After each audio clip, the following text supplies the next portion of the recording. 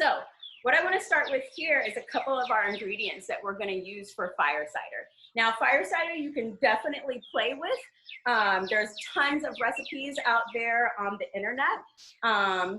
You know, there are going to be some ingredients that you see and you're going to be like, absolutely not.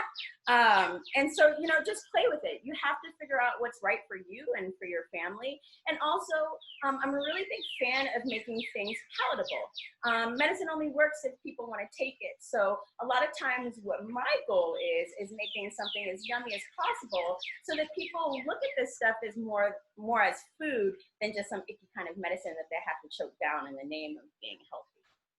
So we're going to start with our alliums. I have some coarsely chopped garlic, which I'm going to chop up a little bit more while I talk to you. And I also have some white onion. These alliums are really great. Alliums are, well, when I'm talking about alliums, I'm talking about things like garlic and chives and shallots and onions and things of that nature. And it has a lot of antimicrobial properties, a lot of antiviral properties. Garlic has a protein in it even that keeps bacteria and cholesterol from sticking to the walls of your organs. So it's a really effective medicine, and it can be really gnarly to some people. A lot of people are offended by the smell, offended by the stickiness. It's just too much for somebody. So these are ways that we can get these really important medicines into our systems and reap the benefit of that in a way that, you know, somebody wants to take it. So I'm coarsely chopping up this garlic. I'm just going to go ahead and put it into a jar. Now, understand that I have washed my hands. I have washed all my jars. Everything over here is nice and clean. So of course, if I'm in a kitchen and I'm preparing for other people, I would definitely be wearing gloves and things of that nature. But this is just for me and my family, and I feel really safe about what I've done to keep everything clean here. So I just wanted to make mention of that fact, especially right now when we're trying to stop the transmission of bacteria and viruses. Being clean anytime you're making preparations is key. So you want to make sure that all your surfaces have been cleaned and disinfected. Use bleach if you need to. Whatever you need, whatever you have. If you don't have bleach, use as much as you can. The hottest water you can. Vinegar. Anything that you have at your fingertips, okay, to kill that bacteria. Also, you want to make sure that your jars are nice and clean. You don't want any residual wetness in there that could be spawning bacteria. Stagnant water will grow bacteria on its own. So you want to make sure your jars are clean, that the rims are clean, that your lids are nice and clean, okay? So that's first and foremost, so that we're not introducing bad bacteria into this beautiful medicine from the very beginning. So, having said all that spiel, I'm going to go ahead and I'm going to throw my garlic in here. Same thing with my onions. Now, Rosemary Gladstar, I like to consider her our herbal granny, talks about a remedy of using just simply white onions and honey.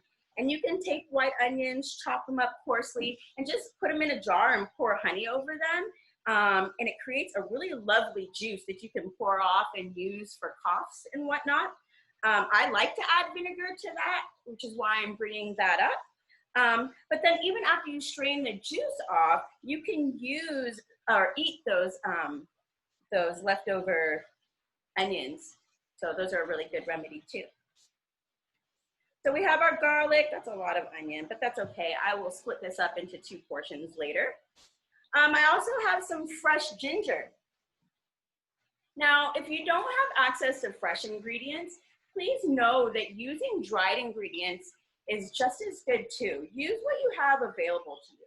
One thing that's really important is that I don't want you to think that if just because you can't get it organic or just because you can't get it fresh, that doesn't mean that you can't make a medicine that is beautiful and effective for you and your family. Okay, so use fresh, use dried.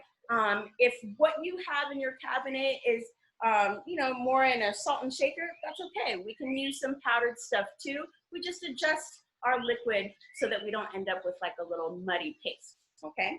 So I'm gonna chop up some of this ginger here. And I like to leave the skin on. I've washed it really well, and that's fine. So we're gonna be straining this out at the end anyway.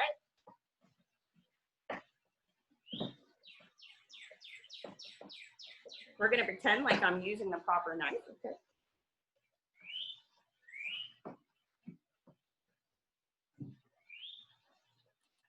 I also like to add a little bit of citrus to my fire cider, getting the vitamin C from the zest of the lemon skin.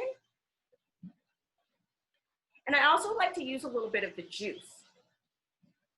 So generally what I do is I grate a little bit of the zest in there, and then I take a whole wedge or two and I squeeze the juice right in here, and then I drop the whole thing in because I want all of those bitter constituents that are in the rind of that lemon.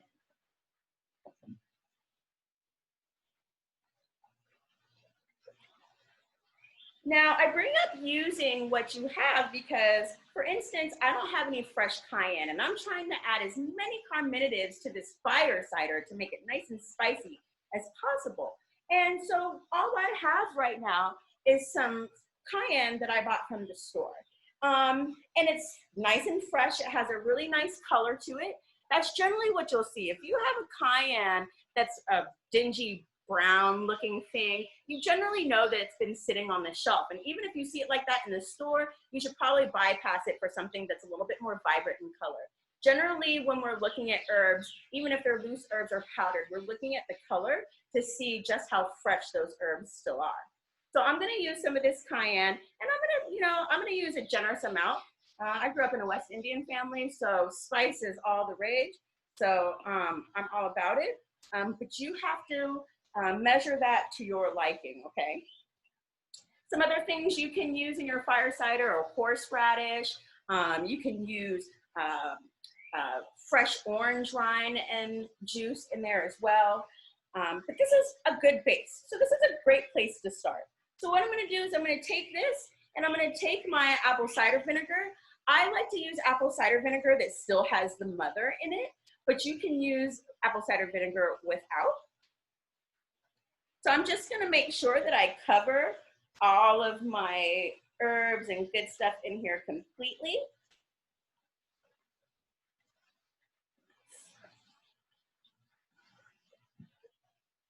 And I'm gonna put the lid on this jar. Now, generally, when I'm working with a vinegar and I have a metal jar, I wanna put something in between the metal and that vinegar so that it doesn't corrode and rust my lid. And this lid doesn't have that rubber ring to protect it. So I have some parchment paper here.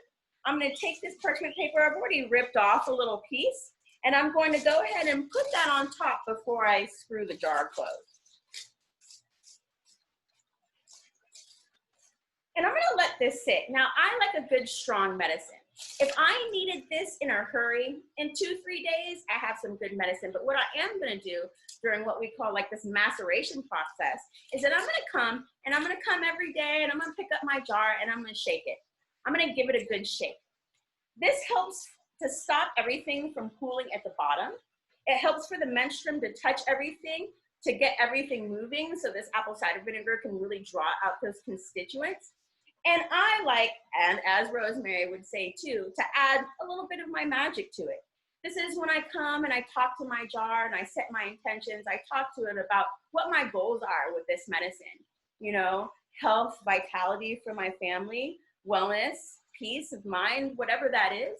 I'm talking goodness, I'm talking peace, I'm talking love into this medicine because there's more than the ingredients that you're putting into this jar that makes this medicine. So I always like to make sure that I'm nice and grounded when I'm creating and concocting so that I'm not pushing off any negativity that I might be harboring from my day into that medicine. Energy is everything.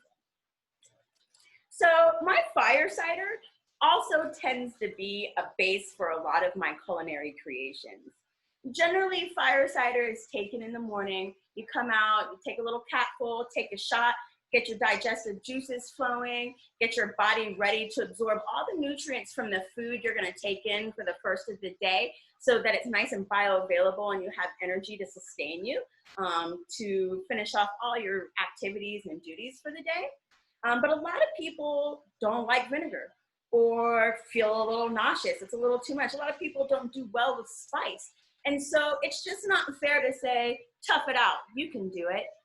that's not good medicine. You know what I'm saying? So I want somebody to be able to get up in the morning and be like, okay, I'm going to take this thing. It's not the worst thing in the world. It may not be your favorite, but I don't want it to make you feel icky. The medicine only works if you feel good and you actually want to take it, right? If you don't like it, you're not going to take it. So what I like to do is turn my fire cider into salad dressing. And after I've let this really sit and soak up all of the cayenne and the flavors and stuff, I take that off. I'm gonna leave all of this goodness in there, because when this jar is finished, I'm gonna take all those floaty things and I'm probably gonna use it as a topping for fish or something that I grill, because it's gonna be nice and pickled, and add a good amount of probiotics to whatever meal I choose to grace that with.